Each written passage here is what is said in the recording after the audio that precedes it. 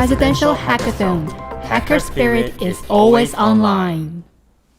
Presidential Hackathon is organized by Executive Yuan, implemented by Ministry of Economic Affairs and executed by National Association of Small and Medium Enterprises. Welcome to Presidential Hackathon International Track exclusive program, in which we interview the journey during the whole event with finalists this year. Hi, my name is Ronghua Ming. Hi, my name is Joey Chen. Let's listen to Team Machine Doctor Hong Kong tell us why it is so important to detect a vibration. By optimizing wind power maintenance plans to avoid unnecessary breakdown, thereby producing more green energy at a cheaper cost. First of all, let's listen to the team's initial proposal before the exciting finalist event. We recommend you refer to the team slide while listening. If you are already familiar with the proposal, you are welcome to go directly to the interview section and listen to their journey of participating in hackathon program. So, let's get started!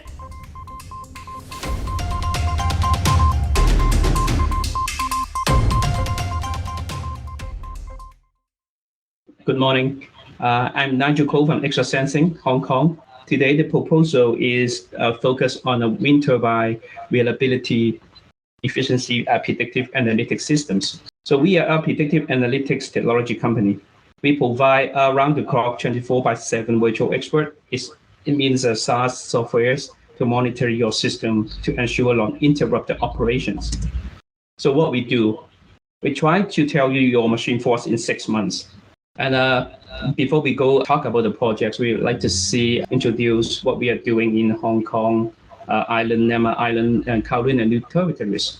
We have 20 critical facilities under our monitoring, and we have 500,000 projects this year, and our growth rate is 50% compared with last year's. And then we have international clients and local clients from governments, hospitals, banks, so and so. And the system are installed in infrastructures and commercial buildings and arcade and hospital. All of these are critical facilities. And the system we monitor air conditioning system and some transportation systems. So we are named as a machine doctor by the Hong Kong government because we get the pulses from the rotating machines, just like the Chinese medicine doctor to get the pulse from a human to detect the health. So how we do that? By taking a small cube on your machine, like the one on the motor side or on the central fuel pump, the wireless vibration sensor will collect the data and send through wireless communication to our cloud server to do machine health monitoring. It's a rather easy installation. Of course, there are some technical issues. We may use hybrid systems, say wireless, and some are wired. And it's a plug and play system, very easy to use. So our system provides sensor and gateway system and cloud computing server. Our system called spiderweb.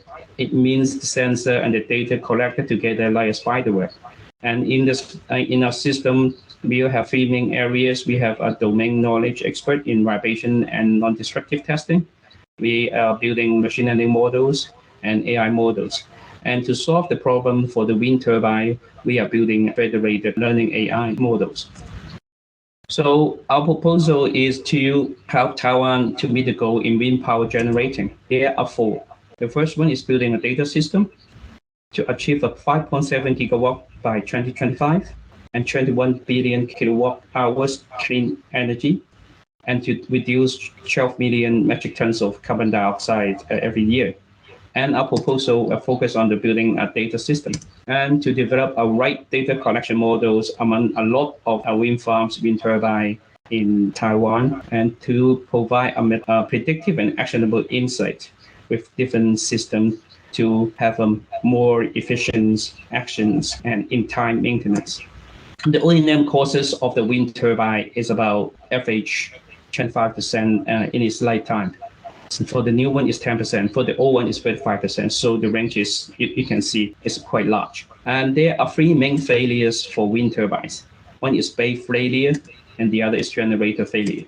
And the third one is gearbox failure. There are 1,200 per year, according to insurance research. and each failure will cause 5 to 8 million losses. And our proposal will focus on the gearbox failure. As mentioned before, there are 1,200 failures per year, and 96% from bearing and gear. And the gearbox causes about 30% of the total cost. So it is a very expensive component. So let's see what is wind turbine failure. So why it's happened? Because of its remote nature. It's not a very good, well-planned maintenance program or monitoring program. So to have a good wind power generating system or policies, we have to have a machine health monitoring system is a must. So the impact from the wind turbine failure. So there will be a long downtime. 1 year downtime is common, and there are causes of the fire. And the final one is we have to handle the aftermath. We have to face the environmentalists, we have to face the media, and to some investigation team. Why us? We have the technical uniqueness. We have our data pool. We have right now 8 million real-world vibration data. We have our own proprietary fault indexes, and we have edge computing algorithms. Also, we have a multi-level API modules to ensure fast deployment. So to sum up, we can tell for 6 months before, but with the system of a large data and the white model analytics, we can shorten this time for better wind turbine wind power generator. So the system can save 95% of failure identification time and save 5% of main causes. Again, each failure will cost us 5 to 8 million US dollars. So the system can help to save that. And our proposal can reach the SDG goals in ESG policies. We are Extra Sensing Limited. We help your organization to tell your machine force 6 months before. Thank you.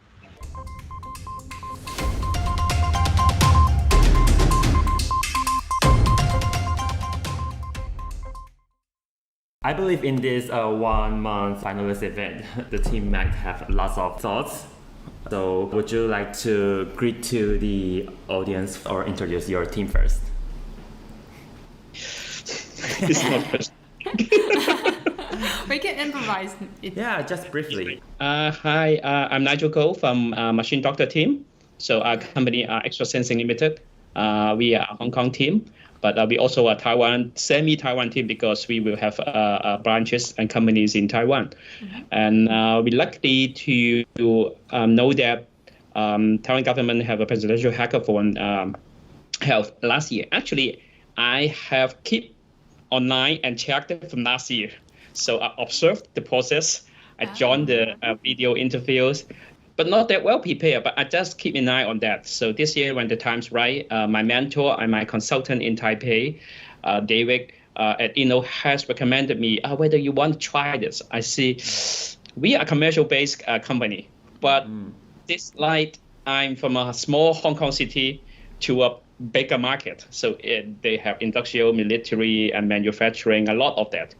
So from the very beginning, we just want to try. And we don't have any ideas, but just brave enough to try. And I know there are support from the Presidential Hackathon team, like you guys. And luckily, I know I'm a very troubled people and keep asking questions because I'm nervous, because I'm new to Taipei. I ask a lot of questions. Whether I can do that and do that and do that. But very glad that and thank you, Joey and Hua Min has calmed me down. Okay, you should think about that. We will keep you updated. So when the consultant and one-on-one consultant comes and the very good things, we ask them, then we have follow-ups, and they give very good suggestions which direction we should go in. And because we are new to some topics we will target some ESG or SDG goal for commercial users. But for targeting some project and tailor-made for net zero SDG is a new experience to us. And Presidential Hackathon has helped us to get into this market and know the world and know what Taiwan is doing and how many professionals and people are contributed in these areas. We learned a lot, and we have asked questions from the consultants from PHIT team, and they are very nice that show me the way and give me hints to think. You should think in that way or that way. If you can do that, you may do that. You may have a very good approaches. So in the last phases of the preparation, I learned a lot. I really learned a lot. And know how many people are contributed in this area and fight for that. So thank you, Presidential Hackathon. Yeah. And thank you, SMEA. I'm talking too much. No, I think you already integrated our different questions and just integrated the answers that you prepared. So I think maybe we can have more relaxed and Can we have follow-up question with you? Yeah, sure. Sure. I think you just mentioned about one-on-one consulting that we have at least 2 rounds with Mr. Beaton, Wen, and CK, right? CK. They're offering strategic one-on-one consulting and technical part. So can you share with us in which part that you think they help you the most?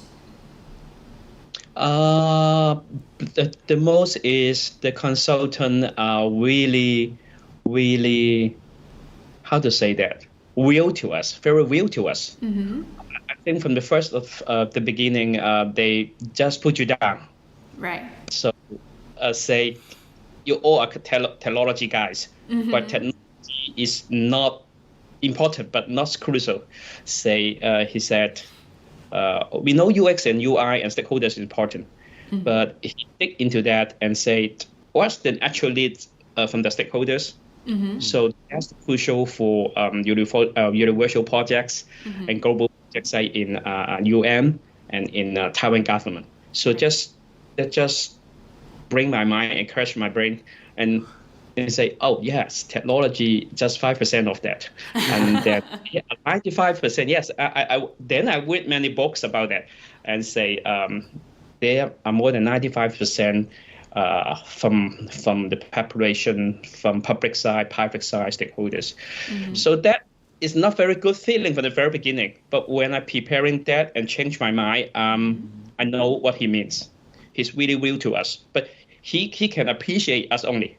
He doesn't have to pet us like a baby, but he really real to us and say, you should think about that. So that brings me to another level. Yeah. Yeah. So I'm quite emotional on that. Yeah. So I think that when you're back in Hong Kong, you have some entrepreneur experiment, and probably you're more technical and business oriented. And here in the Presidential Hackathon, you need to think about the social, for the social good, about social welfare, and you need to think about how to bridge your experience from Hong Kong, probably UK, and to Taiwan, and maybe later in some other cities or other countries. So what kind of mindset change, is there any certain point that trigger that change happen? You mean during these preparations? Or during the hackathon? During the whole hackathon, or at least, or even from the last year that you mentioned. The thing is, we all know as an entrepreneur, every investor, every people or a customer will care about ESG. But this is quite remote for us. So when they ask for ESG, we say, we have a letter, we will do that in the future. But this is quite remote. We don't have feeling and sense on that. But when into the hackathon, we need to think about that, how to make it happen, how to make the social impact. That changed my mind. Luckily, I have some experience in. I'm a few NGO founders in Hong Kong doing conservation, cultural landscape as another mission of my life. So it's a very small area we do on NGO things, but when talking about social impact, we heard about that. But when you get into do that, you have to do the social impact. That's difference. Exactly. I don't know, and I don't trust myself can do that. But with the support with the hackathon team and the consultants, and also I read the books from Audrey's. So the books, from the first few pages, there's one very important that encouraged me. Even though I'm not the best of the team in technical sense or in other strategic, but I also know that there are a lot of issues. Say technical is minor. Okay, so from the box, the thing is you have to dare to set the agenda. This is the most important thing I get from the Audrey's ideas. How to be a hacker. We don't have to be a very top or high-end hackers. That is technical. Right. But what he makes the Presidential Hackathon, I found, yes, some people have to raise the question first. Then if you on the right track, people will get together and do that. So that's the thing I'm very impressed in why there are a Presidential Hackathon from 5 years before. Right. So I really enjoyed that, and I can luckily be in this process and feel that you guys really dare to find people to dare to think and dare to set the agenda. Instead, they have the top technology, top doctors and researchers in the team. Instead, we need to ask the right questions. That makes very serious and impactful to me, yeah. So I think lots of impressive experience during this hackathon. But although those experience, I would like to ask you, is there any challenges for you during the whole hackathon journey, like how to initiate your project and what would you like to do? What's your direction in the finalist event? The challenge is from the very beginning, as I mentioned before, I thought the technological part is the challenge because Taiwan is so advanced in technology and things. So when the consultant asked me, what's your competitive advantages? So that's hit us and said, we can't fight for Taiwan team and American team, but we can get the thing in integrating the things very good. And we know one thing is there's no open data among the industry. And nobody asked for that. And I interviewed, and thanks Joey and Huamin, I luckily can interview I3 researchers, and I also luckily invite my private sectors engineers in the wind turbine. As I don't know whether you have read my video presentation, but they seems like on the technological part they don't care about it. And because you guys have German technology, you have LASA technology, you have a lot of technologies.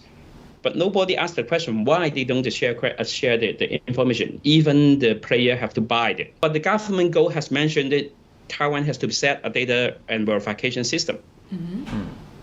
And the private sector also think they don't care about it. So for Hong Kong people like me or entrepreneur, I think this is the point. When nobody asks about it and nobody care about it, that's the problem. So I have the challenge is I'm very low on the technology side, say I can't fight with Taiwan. Okay. But the point is quite challenging is I have to change my mindset. So forget about it. Don't talk about technology. Talk about what Taiwan really needs to be very impactful for the other countries or in the world. So that's the challenge and turns to opportunity for me. So you mentioned about you had a conversation with the specialist from E3, and we understand that conversation was quite down to details and the differences geographically different from what it is in Hong Kong or other countries and in Taiwan, especially to the offshore wind field. So you need to consider more like indicators or the factor may or may not that makes you need to alter the original design in your application. So I think that conversation was quite rich, and I think maybe it's quite helpful that I can see you adjust a lot of things at the end of your final deliverables, your presentation, and it was quite clear. So my question is, let us back to the moments that you've been announced as the finalist. What was your first feeling? Maybe also your teammate felt. Can you share the feeling with us? I remember I awake on the question is just I used the shock, and because I mentioned from the first 5 minutes that we are from very small cities, and a small cities is focused on fintech and properties. They don't care about industry. They don't have experience for power generation. So it's so far away.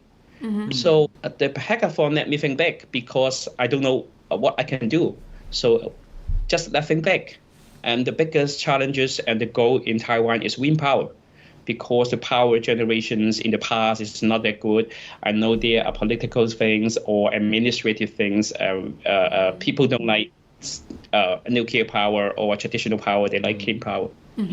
So that's why I say what we can do is do a more massive and international level projects.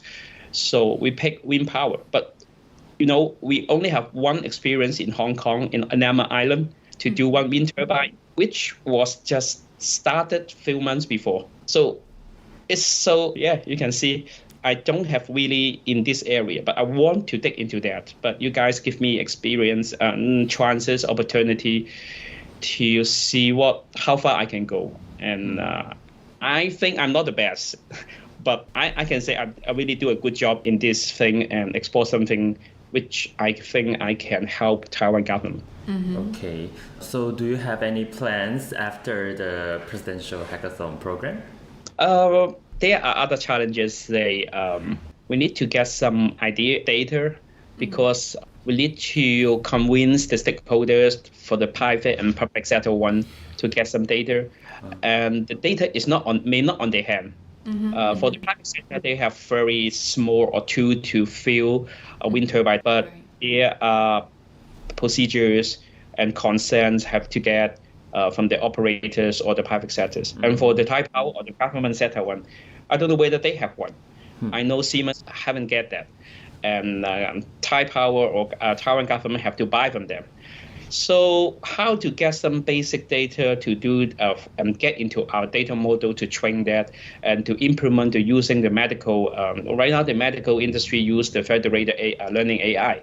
So I think this is the trend for solve the problem, to let them give you some data, but not give that all.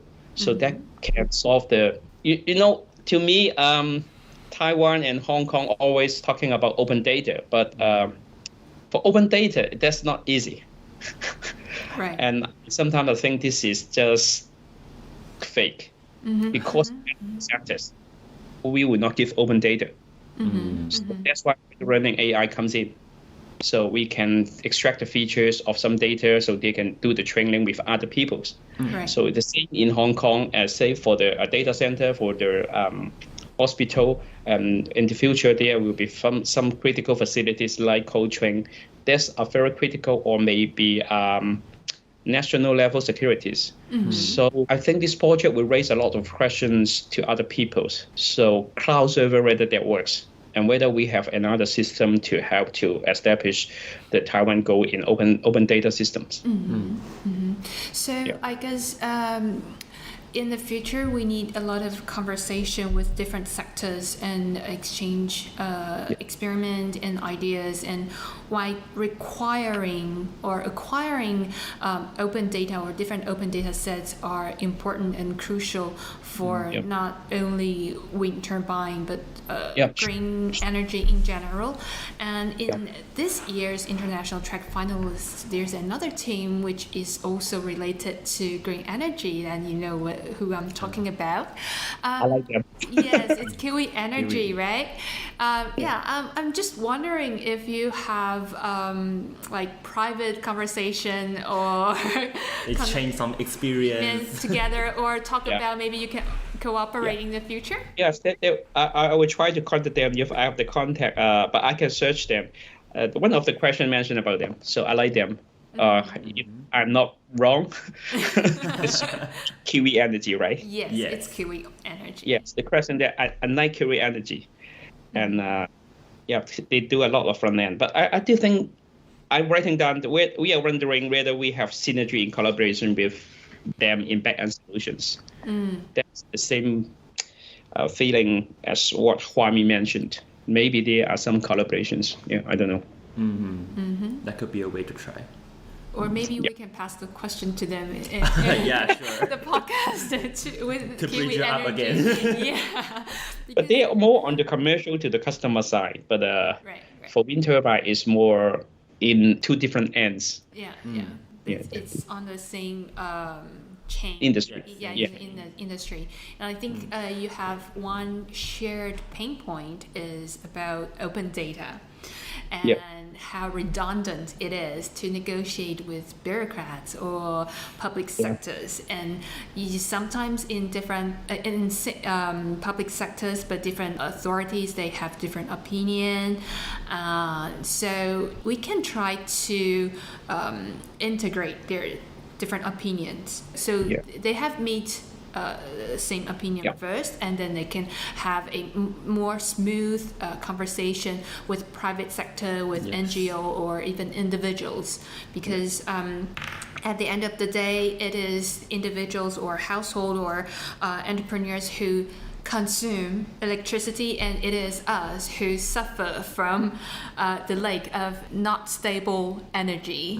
One of the challenge and the plan, I can reply to Joey's, and the last plan and the most crucial plan is need to try to set the policy and convince the policy in the industry first. Then luckily when that have enough advocacy or propagandas, so maybe that has turned to be a policy for the private and public sectors. They need to share certain data to the other people to have just like share X-ray for the comfort, same. So medical side is doing very good, but I think in industrial side or wind turbine side, we need to do advocacy instead of the technology advancement. So that's hackathon trained me. That's more important than the technology, because the bureaucratic or the privacy issues or the procedurized will affect the whole process. Okay. So, are we going to the next question on the script? Yes. I already lost where we are. What Yeah, kind I of just questions we picked had. some questions that related to what you were asking. I'm sorry. I know that is very difficult for you guys to do editing. It's fine.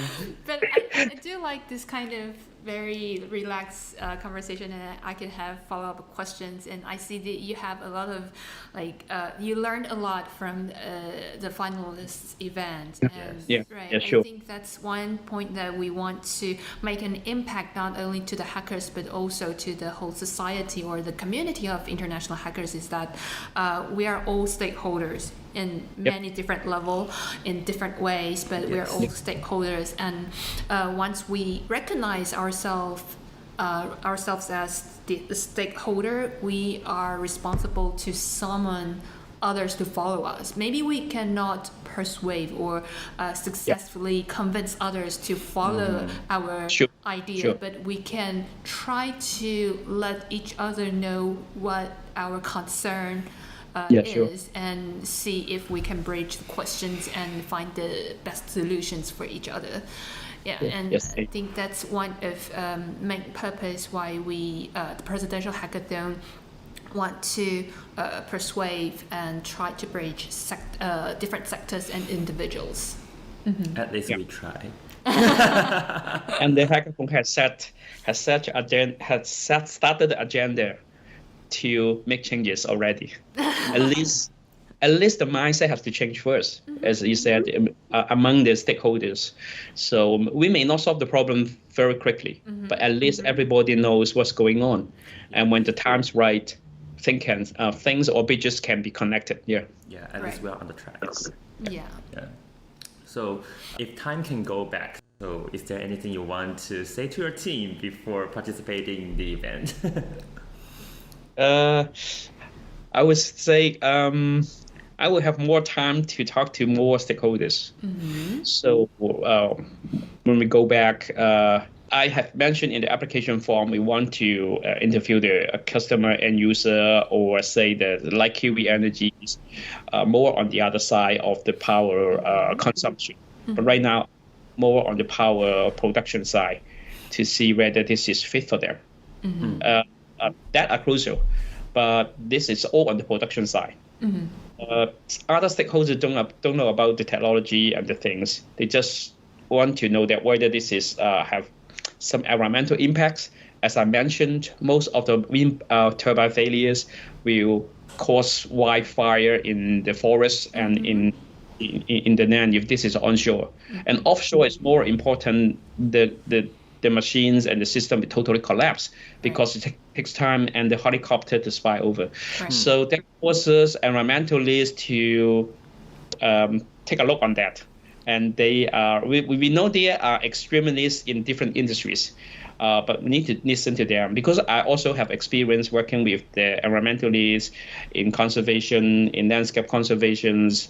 They have some contribution. We can make some common points to make the things going on more better and more efficient. So that's why I want to interview more people or listening more to them. And this is one way of the UX design, I think. It's the one of the UX research, yes. So this is the major thing I want to prepare, yeah. Wonderful. Yeah, thank you. So, do you have any questions based on such a commercialized project? What kind of concept of ideas you would like to ask, or it's my turn? So based on the final proposal that has been commercialized, what kind of new concept that you add to your final deliverables at the end of the finalist event? Or is there any inspiration for future strategic development based on your current business model? Our initial proposal focuses on the common gearbox failure. Right. And an initial hardware cost reduction and the maintenance cost reduction has been happening and starting in Taiwan locally. But if the solution can be commercialized, I have mentioned right now if you buy from the overseas, there's about 8 million Taiwan dollars. But the local companies are trying to make it to 2.5 or 2 million Taiwan Taiwan dollars. So there's a lot, almost 4 times reduction. So by doing that, we can commercialize that for some smaller scale or middle scale, or for some smaller countries and third countries. And I have some research and found that Taiwan is very special because the geographical locations we face has earthquake and typhoon. For other bigger countries, they don't have that. So Taiwan system is very impactful and very flexible, and how to say that can be sophisticated for some smaller countries. And the latest science research and the technology can forecast some more areas which they thought in the past days they cannot have wind power. But right now, more small countries, more middle-sized countries can have the wind power.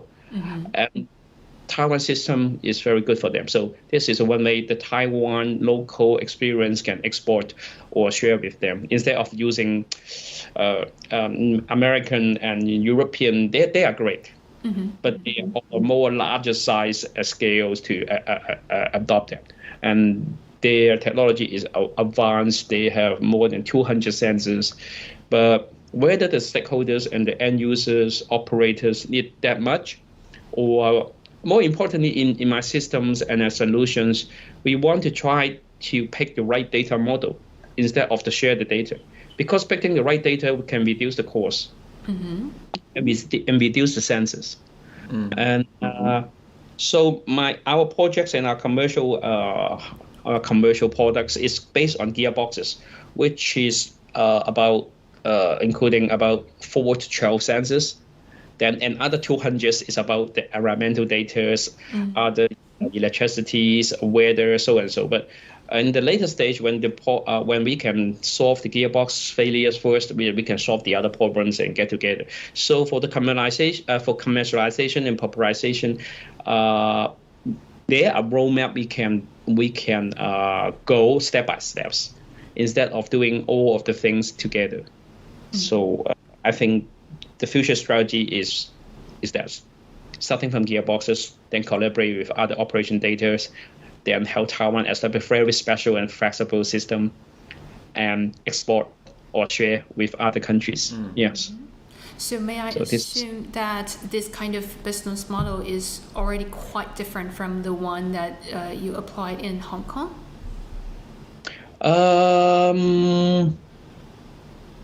How to say that? Differences. It's different because we don't ever think of the Hong Kong model can impact the world. The scale is too small, and it's too narrow in fintech. I mentioned before, fintech and properties. But for industrials, manufacturings, or power generations, nobody care about it, and nobody have ideas on that.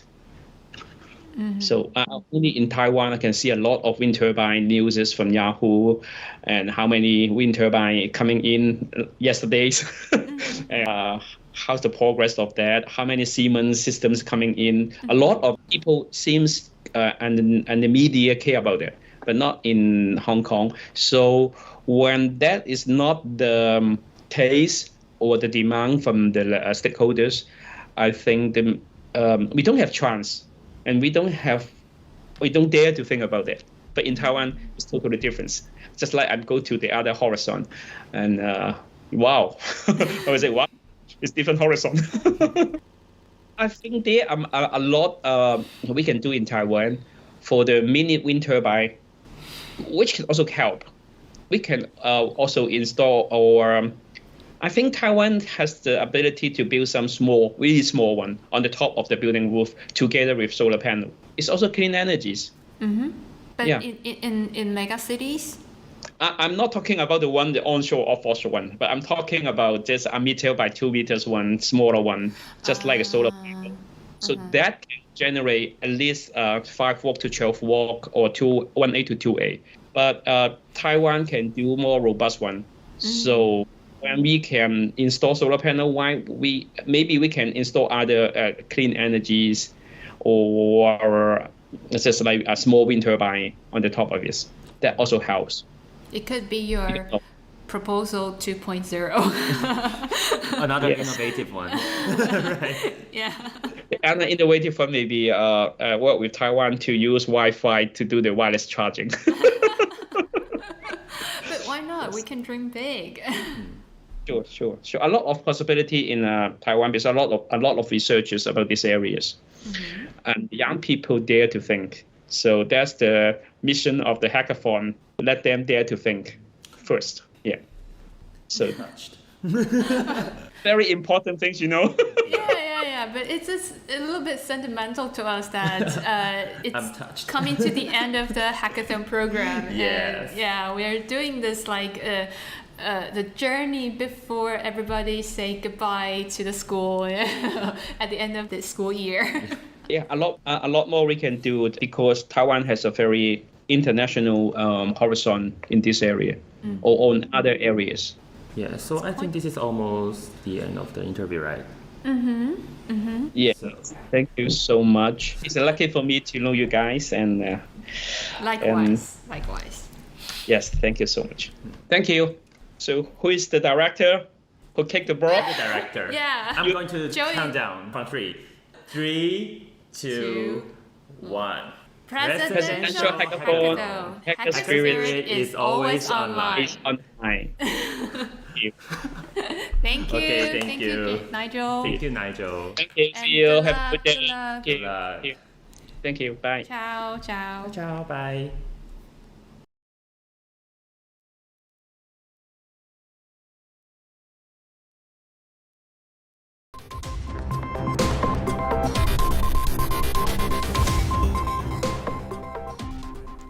We will release the episode whenever it's ready.